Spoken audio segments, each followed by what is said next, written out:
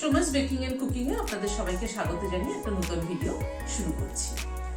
সামনে পৌষ সংক্রান্তি আসছে, সেই পৌষ সংক্রান্তি উপলক্ষে একটা পিঠের রেসিপি আপনাদের সাথে শেয়ার করছি। ছোলার ডালের পিঠে নলেন গুড় দিয়ে। তাহলে চলুন দেখে নিই কি করে বানাবো। এখানে 200 গ্রাম ছোলার ডাল ভালো করে ধুয়ে ঘন্টা 2-3 মতো ভিজিয়ে রেখেছিলাম। তারপরে জলটা ছেঁকে বাটিতে নিয়ে নিয়েছি। এবার প্রেসার কুকারে ডালটা প্রথমে দিয়ে দিচ্ছি। ডালটাকে হালকা সেদ্ধ করে নেব। ডালটা এমন ভাবে সেদ্ধ করব যে ডালটা সেদ্ধ হবে অথচ কিন্তু গলে যাবে না। মেজারিং কাপে 1 কাপ জল দিয়ে দিলাম। জলটা কিন্তু ভীষণ একটু মেপে দিতে হবে। গ্যাসের ফ্লেমটাকে ধরিয়ে দিলাম। জলটা এমন ভাবে দিতে হবে যেন জলটা সেদ্ধ হয়ে পুরো টেনে যায়। যদি বা না টানে একটু জল থাকে, সেটাকে গ্যাসটাকে জ্বালিয়ে সেটাকে টানিয়ে নিতে হবে ডালের সাথে। ডালটা যেন একদম যতটা ড্রাই হবে ততটাই ভালো।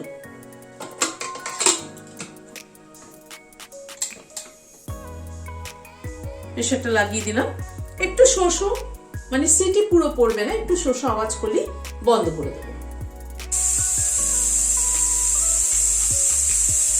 গ্যাসটা বন্ধ করে দিলাম, দিয়ে প্রেসার কুকারটা ঠান্ডা হওয়া অবধি অপেক্ষা করব। 10-15 মিনিট পরে প্রেসারের ঢাকনাটা খুলছি। ডালটা কিরকম সেদ্ধ হয়েছে একবার দেখে নিই। ডালটা কিন্তু দেখুন একদম গোটা গোটা আছে, কিন্তু চাপ দিলে ভেঙে যাচ্ছে, এবং জলটাও কিন্তু একদম ঠিকঠাক মতো হয়েছে। এবার ডালটাকে একটা বাটিতে নামিয়ে নিচ্ছি। ডালটাকে নামিয়ে নিলাম।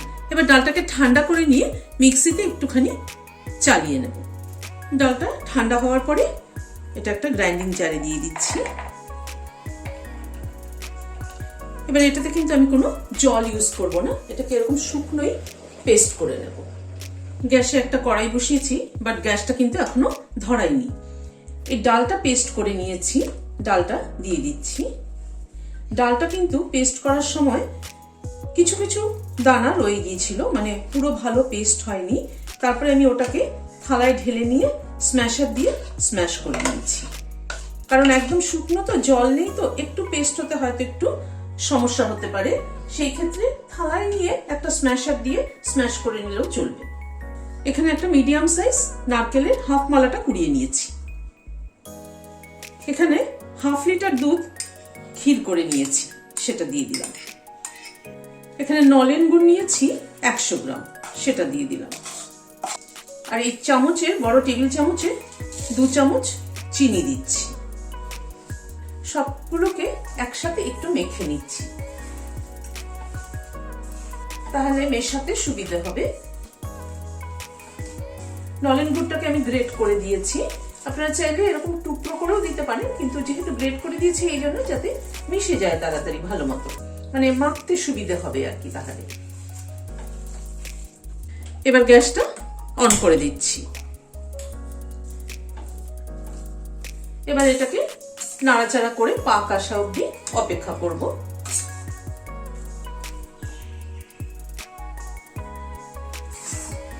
এটা কিন্তু সমানে নাড়তে হবে, তা না হয়তো নিচে লেগে যেতে পারে। আর নিচে লেগে গেলে একটা স্মেল চলে আসে, ভালো লাগবে না খেতে। কিন্তু প্রায় 8-10 মিনিট মতো এটাকে কষিয়ে নিলাম। প্রথম দিকে গ্যাসের ফ্লেমটা হাই করে রেখেছিলাম, তারপরের দিকে মিডিয়াম ফ্লেম করে ধীরে ধীরে সমানে নাড়তে নাড়তে এরকম করে কষিয়ে নিলাম। এবার 2 চামচ ময়দা অ্যাড করছি, আর 1 চামচ ঘি অ্যাড করে দিলাম।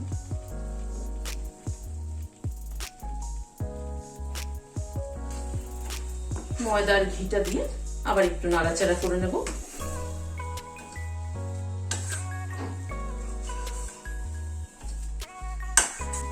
যখন কোনো জিনিসের পাক চলে আসে, দেখবেন এরকম করে যখন নাড়ানো হয় কড়াই থেকে পুরো কিন্তু ছেড়ে আসে, তখনই বুঝতে হয় যে আমার এই জিনিসটার পাক হয়ে গেছে।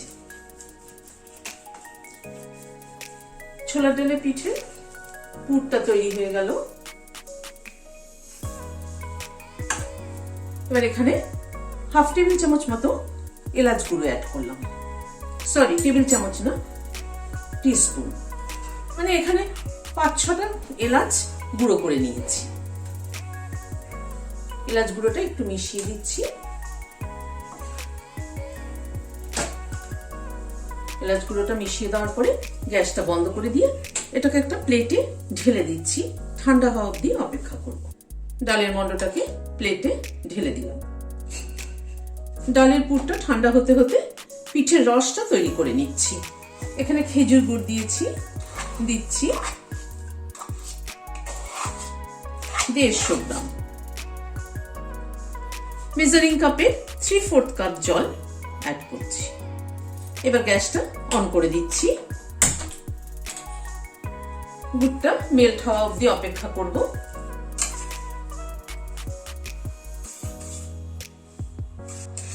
গুড়টা মেল্ট হয়ে গিয়েছে।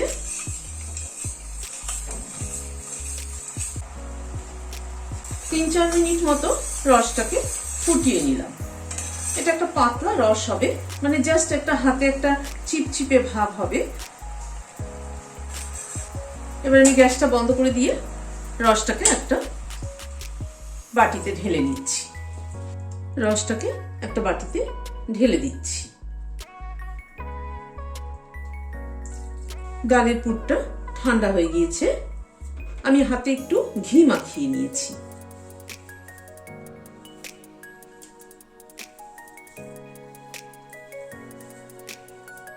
একটুখানি মেখে নিচ্ছি পুরটাকে। এবার পুরটা থেকে খানিকটা করে নিয়ে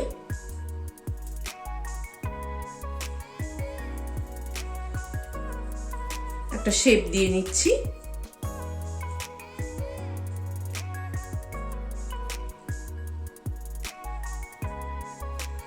আমি এইভাবে শেপ দিয়ে নিচ্ছি।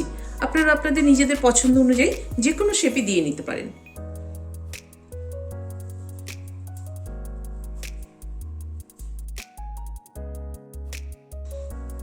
এইভাবে তৈরি করে নিচ্ছি সবগুলো। পিঠেগুলো সবগুলো তৈরি করে নিলাম। এবার চলুন ফ্রাই করি। এখানে একটা বাটি নিয়েছি, তাতে ময়দা নিচ্ছি 2 চামচ, 3 চামচ ময়দা নিলাম। ময়দাটা জল দিয়ে গুলে নিচ্ছি।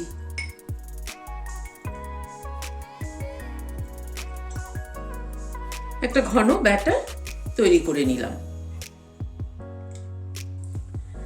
কড়াইতে সাদা তেল দিয়েছি, তার সাথে 1 টিস্পুন ঘি অ্যাড করলাম। ঘিটা দিলাম ফ্লেভারের জন্য। কেউ চাইলে পুরো ঘিতেও কিন্তু ভাজতে পারেন। তেল ও ঘিটা একটু গরম হওয়া অবধি অপেক্ষা করব। তেলটা গরম হলো কিনা এবার একটু চেক করে নিচ্ছি। হ্যাঁ, তেলটা গরম হয়ে গিয়েছে। তেলটা কিন্তু খুব একদম যে গরম হবে তা না, মোটামুটি একটু গরম হবে। এবার এই পিঠেগুলোকে এই গোলার মধ্যে ডুবিয়ে দিলাম।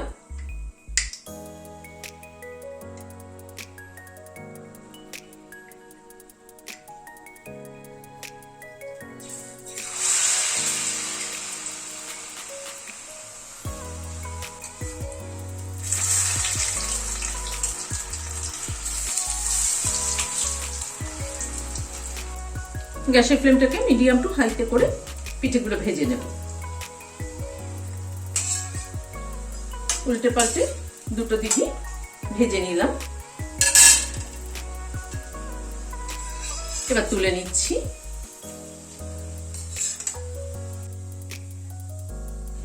আবারও একটা গোলায় ডুবিয়ে দিলাম।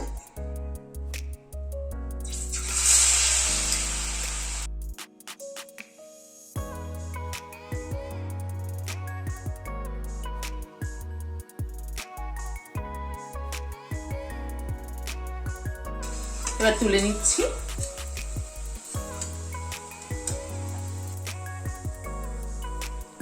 এভাবে আমি সবগুলো পিঠেকে ভেজে নিচ্ছি। এবার এই রসটার মধ্যে পিঠেগুলোকে ছেড়ে দিচ্ছি। রসটা একটু ঠান্ডা হয়ে গিয়েছিল, রসটাকে আমি আবার একটু গরম করে নিলাম। পিঠে এবং রস দুটোই গরমে যদি দেওয়া হয় তাহলে রসটা ঢোকে ভালো। রসে ডুবিয়ে হাফ এন আওয়ার মতো রেখে দেবো, তারপরে তুলে নেব। হাফ এন আওয়ার রসে থাকার পরে এটাকে তুলে নিচ্ছি।